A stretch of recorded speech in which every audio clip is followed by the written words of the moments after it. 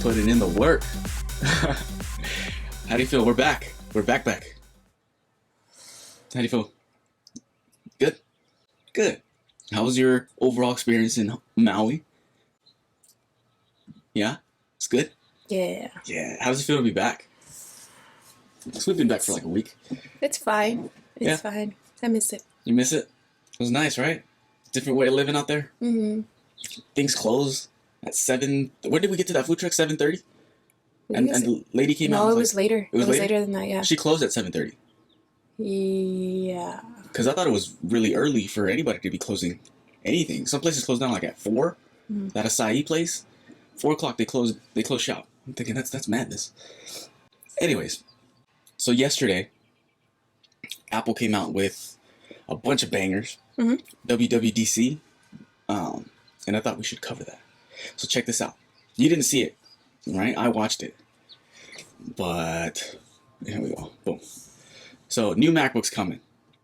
The MacBook Air and one of the MacBook Pros with the new M2 chip. Mm-hmm. I mean, awesome, incredible. But I got the M1 Pro, and it's plenty. And I'm doing this. I'm doing like audio mixing. I'm creating music, and it doesn't lag. It's yet to load on me, and I'm running a bunch of like CPU intense programs. Mm-hmm. So I can't imagine what you're doing on an M2 chip. I'm thinking the MacBook Air is plenty right now. Mm-hmm. I'm thinking an M1 MacBook Air is plenty. So I don't know what you would want to use this for. The only thing that I might bump up on mine, if I could go back and do it again, I would bump up one grade on the GPU for the graphics. Okay. Sometimes when I'm using Final Cut, it'll load up on me, but it's nowhere near my 2015. Like I couldn't edit anymore on that one. Remember there was times where it was just all day I was there. Anyways, iOS 16 for your phone. This is gonna be crazy. Look, I don't know if you can tell there. Well, of course you can tell, but the person's in front of the time. You can do that with whatever photos you got. Yeah, you can set it to whatever time of the day. Like it'll cycle through photos, certain photos that you have. Oh. Yeah, you can change the fonts on all of them. Yeah. Just complete redesign on it. Wow. Now I could put all 3 of the kids. Yeah, you have them cycle. I need to go to the bathroom. All right, go. All right, and we're back. Yeah. Okay. Anyways, where were we? The customizable wallpapers and the time stuff is all cool. There's a feature, I'm not sure if it's for the phone or the iPad or for everything, but if you have a photo of a person, right? Like you want to take this lady out, you can like click on her and it'll automatically detect what the background is and what she is. And you can just drag her without the background. And you can send that in messages. I'm assuming you can use that in like replacing backgrounds and stuff. But I thought that was cool because right now, if you're using Photoshop or Affinity Photo or whatever the hell you're using, you have to kind of trace it out. There's that magic brush which does a lot of the work and it's really good. But it's cool that it would just recognize this is the whole person. You just click and drag. What? Yeah. I thought that was really neat. Let me see. A bunch of stuff for the watch. I don't have it, so I wasn't really hyped for anything, and I don't really remember. I guess it tracks your sleep now. I don't know. More features for that. I'm tempted to get one so I can be all hyped up on it. Because no, look, you can do the same thing with the wallpapers. You see the dog in front of the time? You already have a phone, man. I need that. I need that. The dog? The dog and the watch. No. Maybe. Anyways, this one's gonna be crazy. What they're gonna be releasing for this is insane. The way you separate your windows. What do they call it? Oh my god. Stage Manager. So when I there's gestures you can do on the Mac where it separates all your windows, but it's kind of a mess. If I want to drag something from one app to the other, it's kind of weird. Mm-hmm. They don't revamped it. It doesn't show any photos, but it's cool. It stacks all your windows like let's say I have I don't know, the news app, and then I have the notes, like a couple of notes tabs, and then I have the Finder. I have a bunch of them, right? But I have multiple of each ones in that software. It'll batch them together on the side. So then I'll click and drag over whichever one of the apps I want to drag it into, and then from there I can drag it into which one of the pages of those, instead of all of them being flat and shown. Mm-hmm. I think that's a better way to organize it. Yeah. Does that make sense? Mm-hmm. Okay. Anyways, this is gonna be a game changer. It's like we're all getting new iPhones, new Laptops. iMacs, yeah, laptops, and iPads. the iPad stuff is going to be cool too. There. Oh, so you can see it here. See on the side. There are those pages. So yeah. these could be multiple. Like right here, there's a Safari tab and there's a Music. music tab.